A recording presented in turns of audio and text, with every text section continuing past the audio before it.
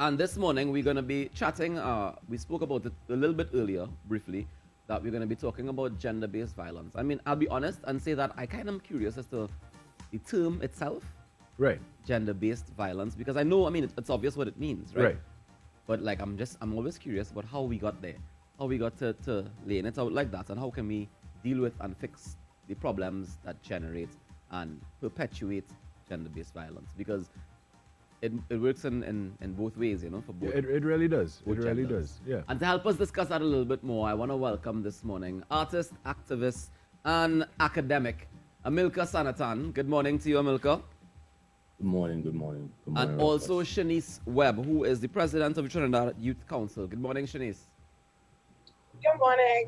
And Shanice is joining us by phone. Now, this morning, Amilka, I want to start with defining what gender-based violence is. Gender-based violence refers to violence which is driven by an attack on certain groups because of gender ideals. That's a long way to say that we are violent towards persons because they may fail to meet up to a certain gender idea, or our ideas about what it is to be a man stereotypically, or what it is to be a woman stereotypically, is the source upon which we enact violence against someone else. And that is why we create violence against women and girls. We have violence against certain men, which is also a form of gender-based violence, and even violence against children. All right, so Shanice, can you tell me, how do we begin to uncover the need for gender equality? How do we get there? Shanice, can you hear me? Hello, is the question supposed to me? Yeah, the question was, how do we uncover the need for gender equality? Or how do we uncover gender equality? How do we get there? Well, I think we need to look at the situation when it comes to gender-based violence and how it impacts both sides. Because at the end of the day, gender-based violence isn't specifically a woman's issue, but it is a citizen security issue, and it affects both men and women, and it can affect them in different ways.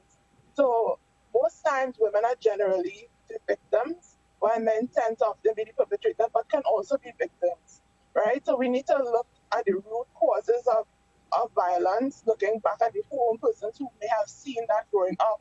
You know, so it's an issue that affects both genders, and it's important that we create space, as Amilka spoke about, in terms of what gender looks like, so that a man doesn't have to be bogged down to one representation or one image of what manhood looks like, but we can have a wide spectrum of how we express ourselves as men and women. All right, so Amilka, man to man, tell me, what does being a man mean? What does it mean Unfortunately, then? That is a question that could even produce violence, right, where men receive certain definitions of what manhood is and seek to live up to it. The reality is most men fail to live up to men. And we don't have to look far. We could look into our boys' school to see how boys produce competition, produce what we say in culture, the alpha male, the Dan, the Don Dada. And what happens is most boys cannot occupy that status. And even biologically, you cannot be the Don. You cannot be the dominant man. When you have STDs, you become disabled, which is a club we all can join for all sorts of reasons. You can't be the dominant man. So that definition of a man, we need to let go and realize we need to be human and expand different cultural meanings of our humanity, which may have a certain resonance in the idea of maleness, but the idea of a man or a real man needs to be done away with and abolished. All right, so then as men, though, don't we have responsibilities? What are the responsibilities of a man? Most definitely, our fundamental responsibility as men is that we understand ourselves as a social category, a social group in society, a part of the world where issues like gender-based violence is not a woman's issue, but as Shanice put forward, is a citizen security issue, but it's also to protect women's rights. Women's rights does not take away the well-being of men. We have daughters, we have sisters, but we are also empowered by women's rights because it is labor rights. It is about rights about our environments to make sure we all can enjoy safety. So men are better off with women's rights because that is defending their human rights, and men also have human rights that should be enshrined. You see, this topic can get very, very touchy very quickly because I know that everybody's affected, or at least they should be. by what we've been seeing going on in our community and around. Shanice, do you think we hold boys, men, accountable enough or at all? I think that's a difficult question, and I think most times we don't, right? I think it's important to understand the root cause of why someone will perpetrate an act of violence, right? It's important to understand why, but accountability is important. We cannot neglect the level of accountability, but we also live in a society where a lot of times when something happens, people say, oh, well, if that was me, I would have done this and I would have done Y. And, speaking to intimate partner relationships and even issues of infidelity where we excuse certain forms of violence against women. So I think accountability tends to be lacking. And also we need to make sure that we have systems whereby persons are held accountable through the judicial systems and victims are kept safe. Amilcar, do you know if any of those systems are in place currently? Yes, a number are, and this is why the civil society work historically has been important, of working with communities, working with parent-teachers networks, working with schools and the teachers unions to support this type of work, doing sensitization with Trinidad and Tobago Police Service, who have welcomed this, probably not to the extent that we would like, but they have welcomed it. For example, I've done work with the communications department where they create even champions to speak out against gender-based violence and do their media comms. So this work happens. We have the gender-based violence unit in Trinidad and Tobago that was established this year. But the issue that policy-wise, we focus a lot on the survivor. We have yet to really make a turn in a policy shift to focus on the perpetrator, not just in terms of getting them into the justice system, but to think about men's responsibility who are disproportionately perpetrators of gender-based violence, fundamentally violence against women, but also violence against men. We need to take a message of gender and masculinity to transform that. When we think about the risk migrant women face, they face in terms of violence against sometimes their own partners, migrant men, but also local men here with their values of gender. So these are the types of conversations we have to render justice in our society and a sense of safety. Doesn't it feel overwhelming sometimes?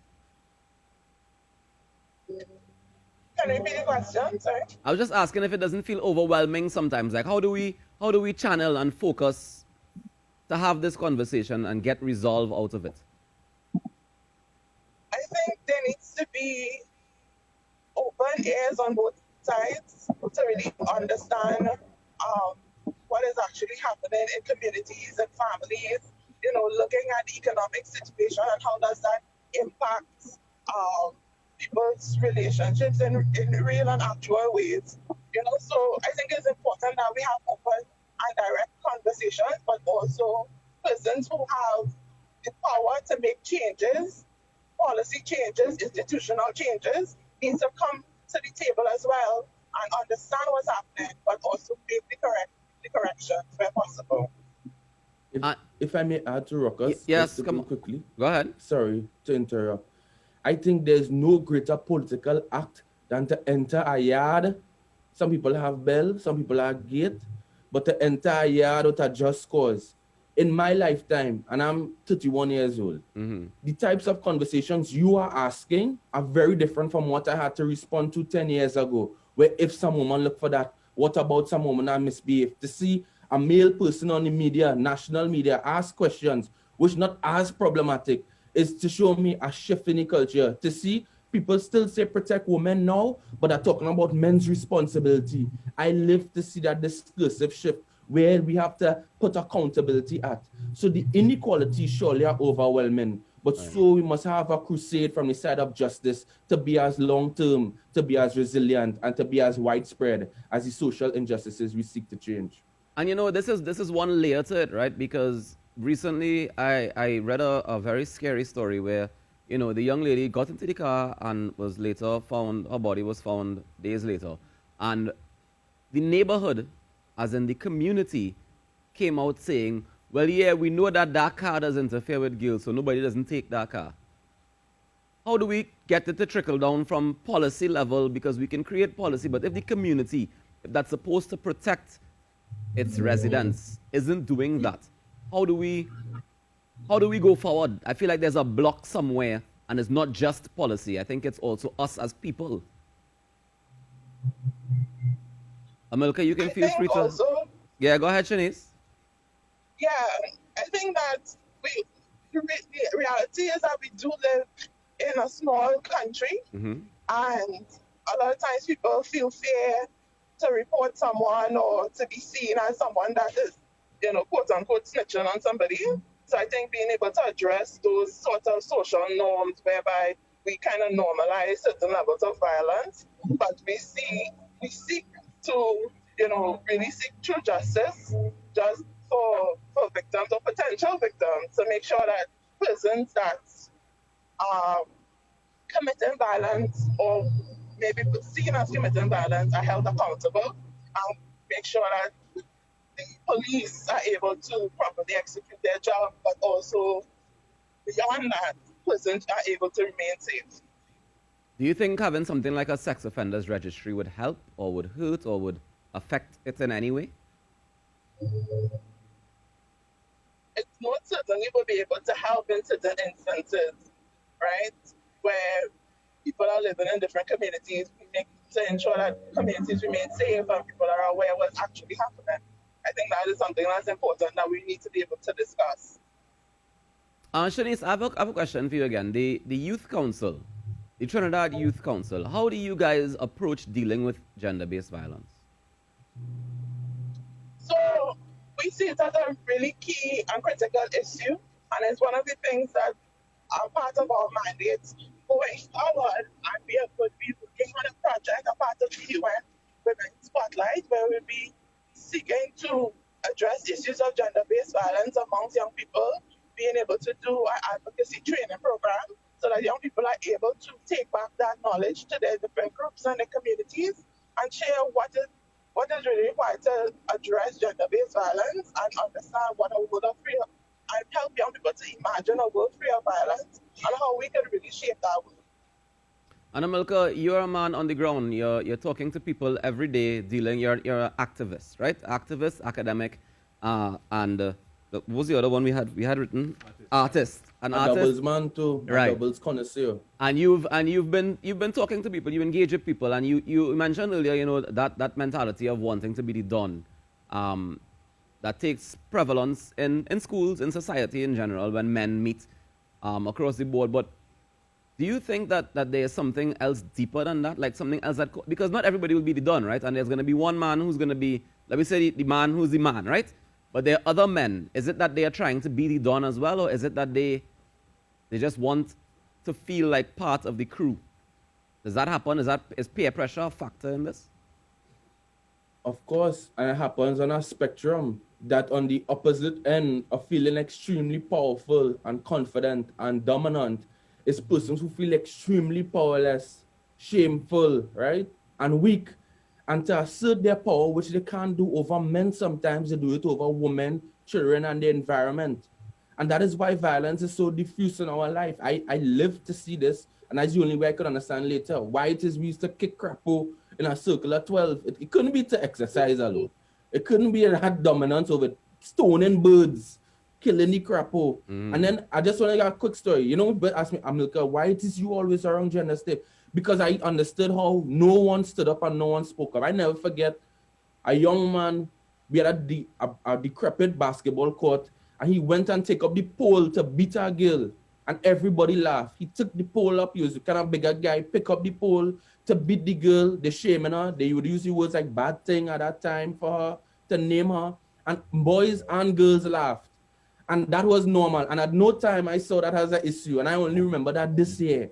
To remember when this guy picked up a pole to beat a girl, and she was just cursing him out and she ended up walking away, and the walk of shame she would have now. Maybe I wasn't privy to the conversation she would have with her peers or what some other girls were saying, but I remember how violence was normal. Beating a woman in the road was normal. That's their business and they do it. You might have an opinion, but it ends there. So gossip becomes reporting.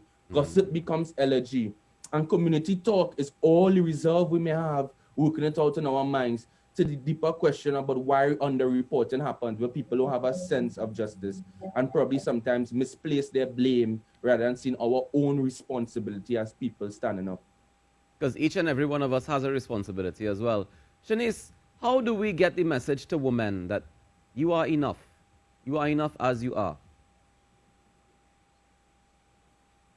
I think that in order to communicate that to women, I think it's also important that we change the way we speak about women, not just in our own personal conversations, but the way that we portray women in the media, the way that we interact with women. Because I was looking at a report that was submitted by the UN, and basically what women thought of, like what a good relationship was where they were able to express themselves fully without fear. You know, and I think that's the important part. When does you in a relationship with someone that's abusive, you have to really shrink yourself to be in that space. And we need to be able to create spaces where women are allowed to fully be themselves, to fully express themselves in our society. And that's our responsibility as a human being in the society, to make sure that everyone is able to fully be themselves and express themselves. All right. I want to thank you very much for joining us this morning, Shanice Webb, the president of Trinidad Youth Council, and of course, Amilcar Sanatan, artist, academic, and activist. Amilcar, before we go, how do we get men to just do better? Like, just how are we gonna get them to just do better, boy? Well, we would say responsibility, we would say accountability. Those are all important. We would say be good men, and I challenge that because I don't think this is good men and bad men, but a social environment that gives men certain ideas. My thing is, we need to be just, we need to be fair, and we need to be invested in equality. And that is our commitment. That you will get horn, brother man, in this life. That you will get angry, and that you saw certain things sometimes with parents or other people. But violence is a choice. Understand that. Yes, you might feel, do everything that natural, do everything you come up. Anger, that is a real emotion. Pull away. And that is the kind of work I do with young men who feel sometimes powerless when they have, their partners may have had an abortion. They feel they didn't have an equal say. To have a conversation, yes, it hurts you. Yes, the situation didn't work out in the way you may have wanted, but she wasn't ready to have you as a father in her life. That was her choice. Bro, you're angry, but you don't have to be violent. And these are the types of conversation we have when we're a little bit closer to life and we stop speaking out of our echo chambers. Well, that's a fantastic way to wrap this up. Thank you guys very much for joining me this morning. We'll be chatting again soon. I'm pretty sure about it. Take care.